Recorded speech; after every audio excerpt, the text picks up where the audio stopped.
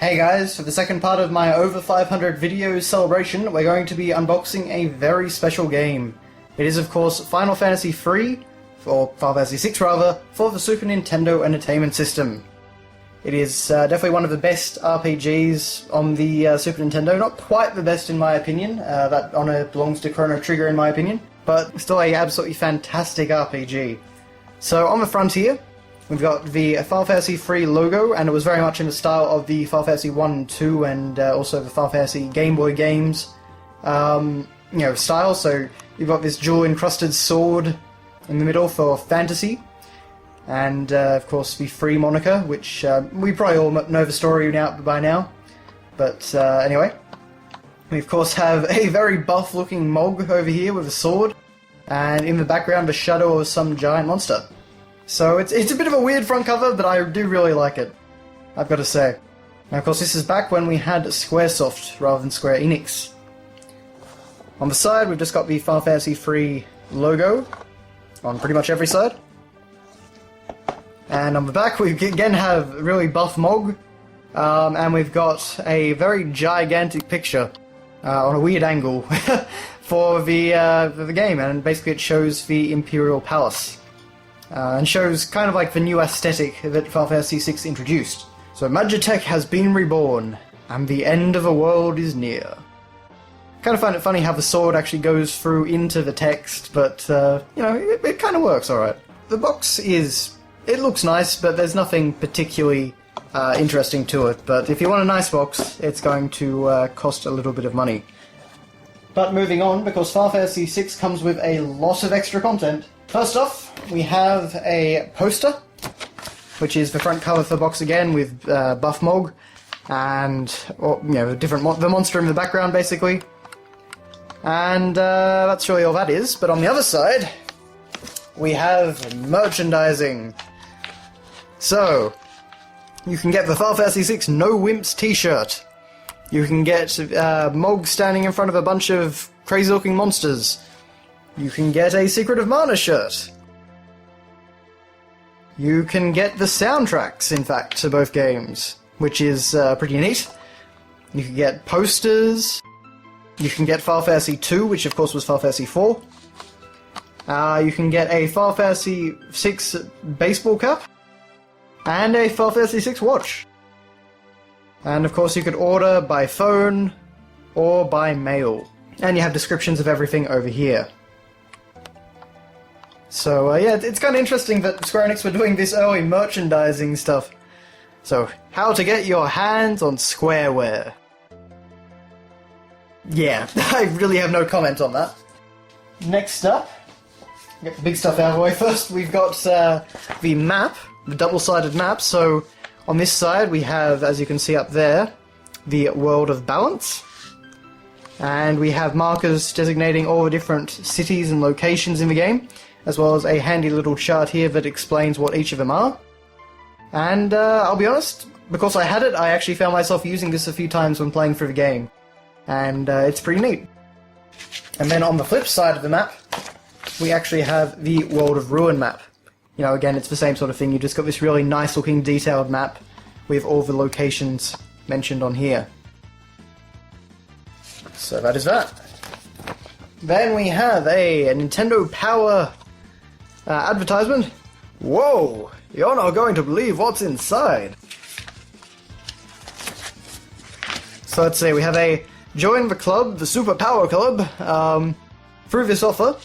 So of course you get Nintendo Power, you get some Power Club cards, you get, I guess some back issues or something, you get some coupons, and Mario will come and repair something in your house apparently. Of course that's about the Nintendo game repair or system repair program that they had running in the 80s and early 90s.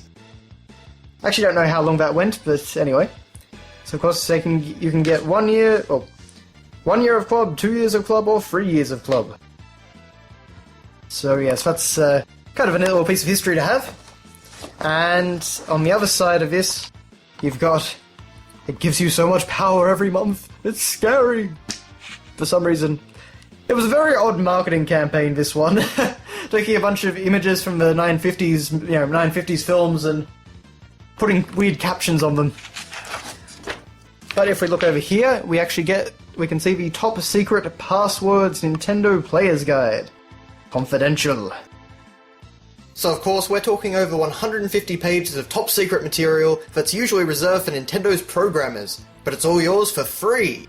You get valuable tips on the new lineup of 16-bit games. The Player's Guide gives you the power to blow your game wide open. Yeah. So, just for fun little advertisements from 90s Nintendo of America. Then, of course, we have our exciting precautions booklet. And, of course, we come to the manual. Boy oh boy is this a manual. This is a very thick manual with lots of artwork, full colour, story details, character details, weapons and items and relics and everything. This is a great manual. Back before the internet, this would have been a tremendous help.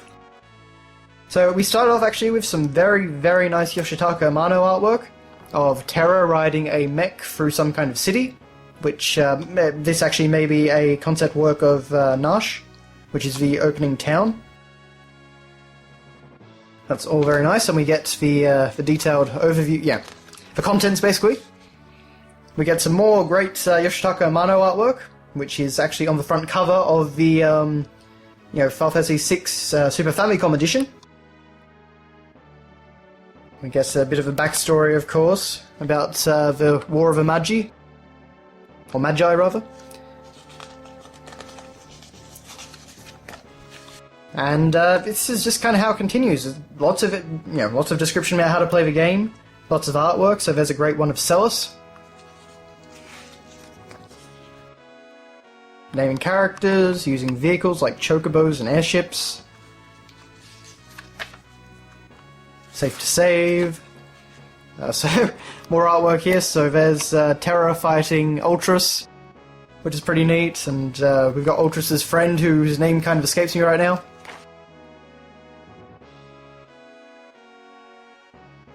But it really covers everything. I mean, this is a fantastic manual. Some great artwork of Go-Go there, using the active time battle system, the fighting screen. It's incredible, it really is incredible, particularly from a modern perspective to look at something like this. Because this is more like a mini strategy guide.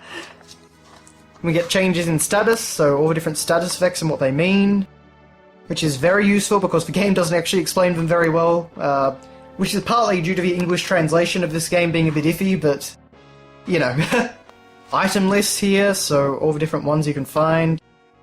Relics, so these and what they do. Of course, we have espers, so we actually go through all the different summon creatures and what they do and what they, the magic they have and what they look like.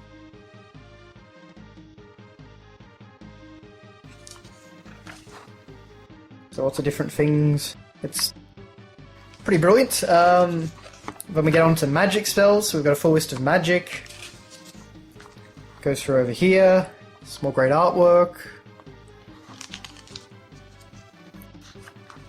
We got some artwork of Ifrit, building parties, special events like multi-party battles and the Opera House sequence.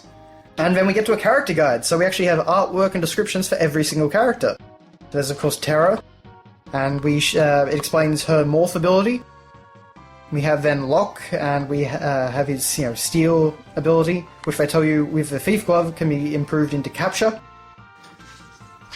We have Mog, who's very, very funny and cute in that picture, but it explains his dance system and then actually has a list of all his dances and what they can do. We have Edgar, and it explains his tools and shows you all of them.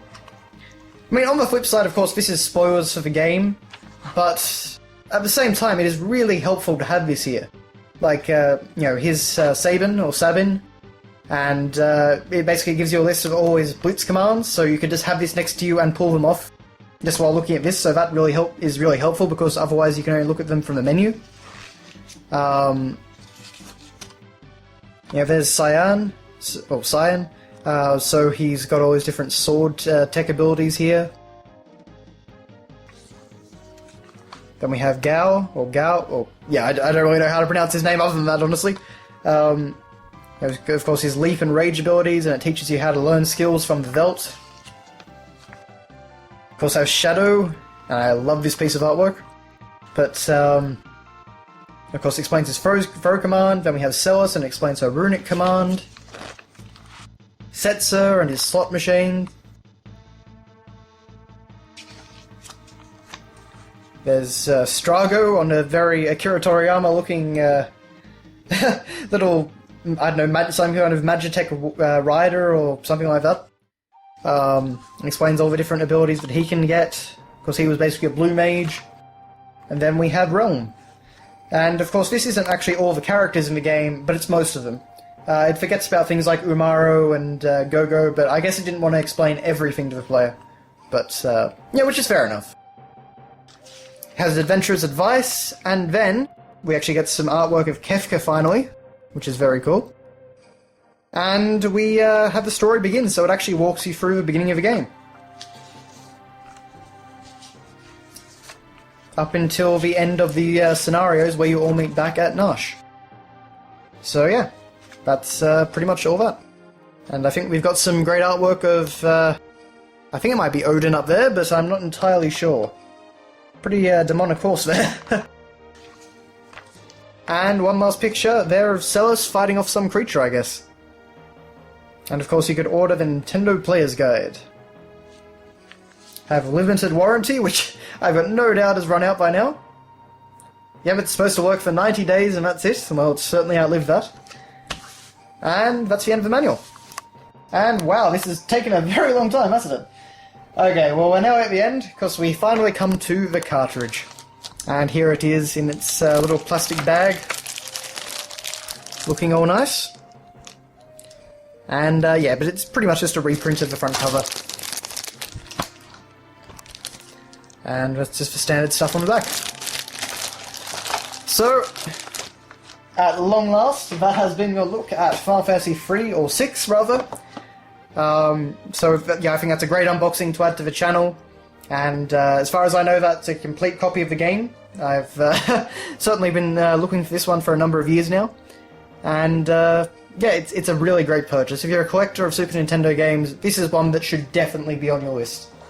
You may have to save up for a while to get it, but it's definitely worth getting.